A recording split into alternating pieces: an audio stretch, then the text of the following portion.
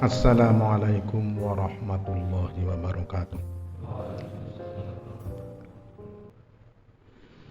Bismillahirrahmanirrahim. Alhamdulillahi rabbil alamin. Wassalatu wassalamu ala nabiyyina Muhammadin wa ala alihi wa sahbihi ajma'in. Rabbi shrah li sadri wa yassir li amri wahlul 'uqdatam min lisani yafqahu qawli. A'udzu billahi minasyaitonir rajim. Bismillahirrahmanirrahim. Wala tastabil hasanatu was-sayyi'ah wala tastabil hasanatu walas sayyi'atu idfa' billati hiya ahsan fa idzal ladzi bainaka wa bainahu 'adawatun ka'annahu waliyyun hamim. Shadaqallahul adzim. Hadirin jamaah kaum muslimin rahimakumullah, mari kita tingkatkan kualitas dan kuantitas hidup kita yang masih tersisa. Umur yang kita jalani mungkin masih panjang dan juga sebentar lagi nggak tahu, karena di sebelah kita ini juga ada berita lelayu yang meninggal tapi usianya sudah di atas 60. Tapi setiap peristiwa kematian itu kalau bisa dijadikan sebagai iktibar, sebagai pelajaran, minimalnya adalah fa innaha tudzakirukumul akhirah. Jadi dalam rangka untuk mengingat tentang hari akhirat. Jadi hari akhirat itu memang tahapannya masih panjang. Jadi dunia yang kita jalani mungkin ada yang sampai 80, 90 tahun, ada yang 100 tahun. Itu belum seberapa dengan alam akhirat yang akan kita masuki, gerbang kehidupan selanjutnya yang masih panjang. Mulai dari alam kubur, alam barzakh, alam mahsyar, alam hisab, dan juga yang nanti adalah alam di mana kita akan ditempatkan posisi yang terakhir. Mudah-mudahan kita ditempatkan posisi yang menyenangkan, kenikmatan yang abadi. Jadi kenikmatan yang sekarang kita rasakan itu kenikmatan yang mata'ul ghurur. Jadi kenikmatan yang sesaat, kenikmatan yang menipu, kenikmatan yang mungkin tidak sama antara satu dengan yang lain. Oleh karena itu maka sisa hidup ini tidak hanya sekedar dilalui dengan waktu, tetapi harus diisi.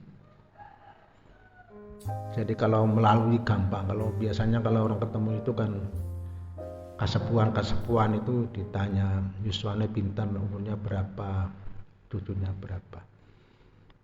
Tapi untuk menanyakan amal-amalnya itu memang ya. Padahal di dalam agama itu kan diajarkan tawasau bil haq wa tawasau bis sabr. Jadi sangat dianjurkan kita kalau kita ketemu dengan siapapun itu tawasau bil haq, saling memberikan wejangan. Tawasau bil haq itu adalah saling memberikan wejangan.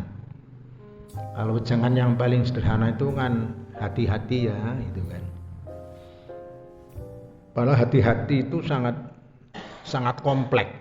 Sebagaimana yang pada waktu Umar bin Khattab radhiyallahu anhu ditanya tentang Apa itu takwa? Takwa itu diibaratkan oleh beliau, kalau Anda berjalan kemudian menaiki bukit yang di situ banyak sekali tebing-tebing yang curam, dan di kanan kiri hampir-hampir tidak ada semacam pagar. Apa yang harus Anda lakukan? Hati-hati, yaitulah takwa itu. Takwa itu intinya harus hati-hati.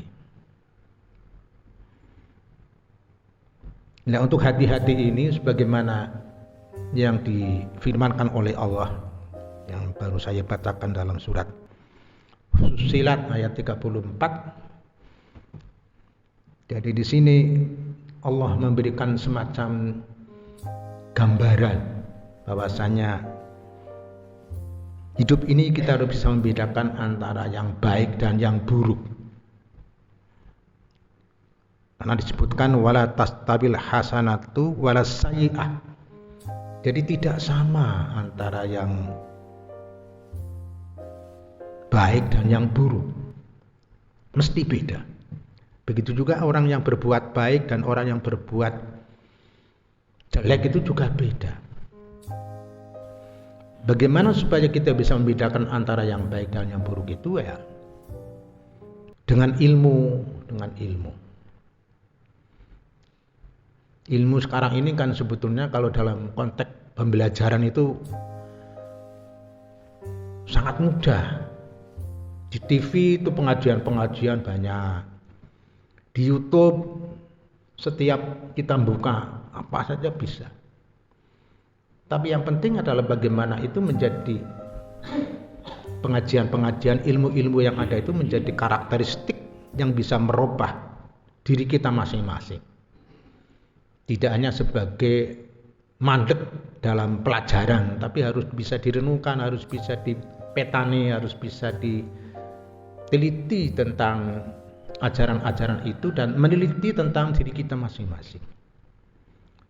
Bahasa yang paling sederhana adalah hasibu qabla an tuhasabu. Telitilah dirimu sebelum Anda diteliti oleh orang lain dan oleh Allah Subhanahu wa taala. Nah, ini saya kira dalam dunia kehidupan itu memang sulit ya untuk bisa membedakan antara yang baik dan yang buruk dalam konteks orang lain dan dalam konteks diri kita sendiri. Apalagi dengan orang lain, kelihatannya orang itu bagus, orang itu kelihatannya sering ngaji, orang itu seperti kiai. Sekarang kan banyak viral ya, kiai macam-macam ya, anaknya kiai macam-macam yang tingkah lakunya. Tapi begini ya, di dalam ajaran Islam itu dikatakan ungduru ila maqala wala tangduru ila mangqala.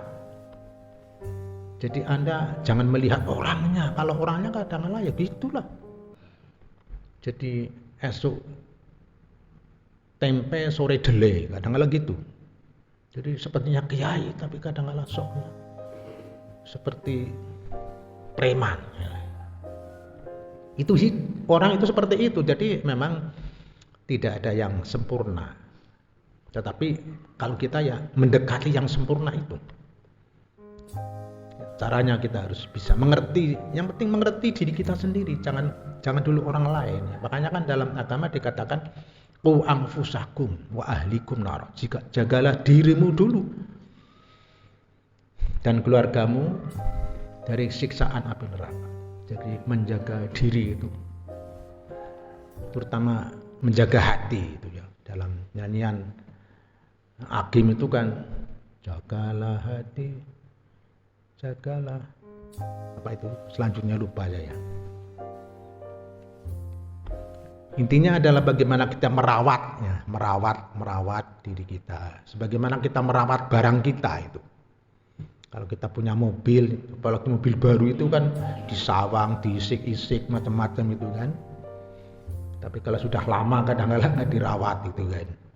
Kalau bisa yang lama-lama juga dirawat. Saya sendiri juga saya ini kok kelihatannya tidak pantas untuk menjadi hamba Allah yang soleh ini.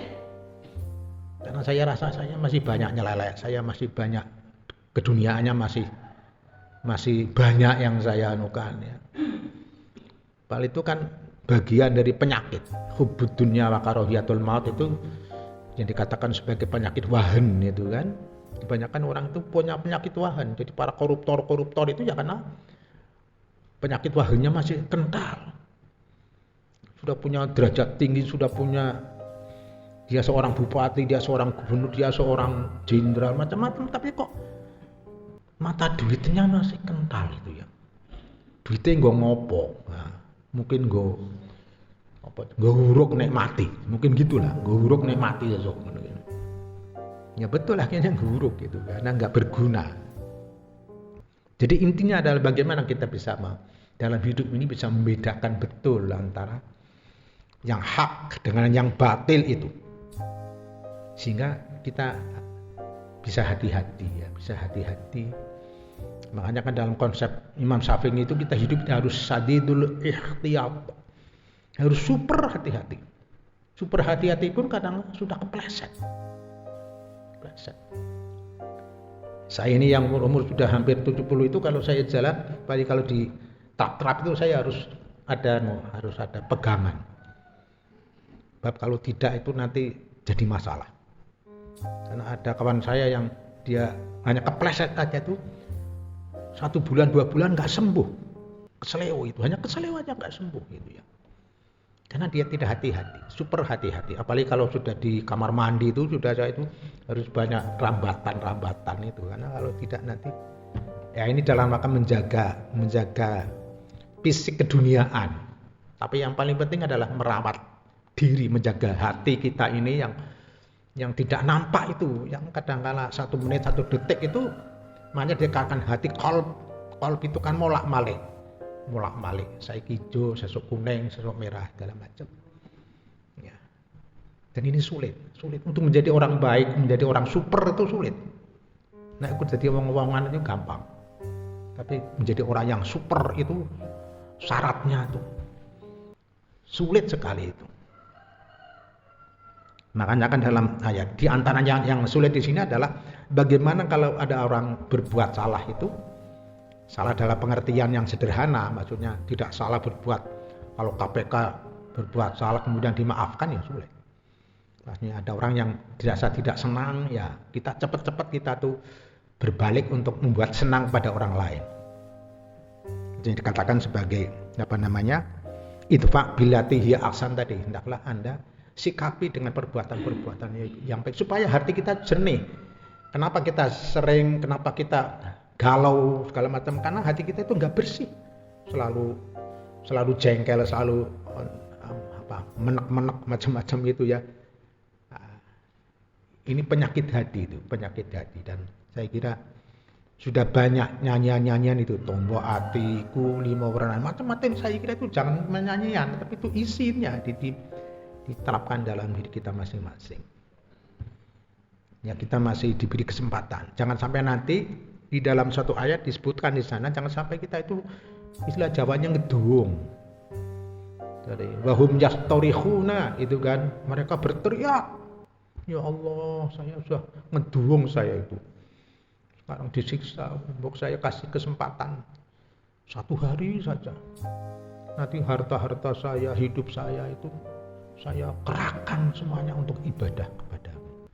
Itu besok kalau sudah mati itu banyak orang berteriak seperti itu. Wahum yastorihuna. Kebanyakan orang berteriak minta suaka kepada Allah. Tapi kata Allah, no way, sudah nggak ada lagi jalan. Sekarang dzuk. Nah, kata Allah, dzuk, rasakan balasannya terhadap amal-amal yang Anda kerjakan yang memang tidak mengerti dan tidak memperhatikan tentang rambu-rambu yang saya berikan kepadamu. Jadi bagaimana kita harus taat rambu-rambu, taat azas, taat dalam bidang kaitannya dengan ajaran-ajaran, supaya apapun yang kita lakukan itu punya manfaat dan punya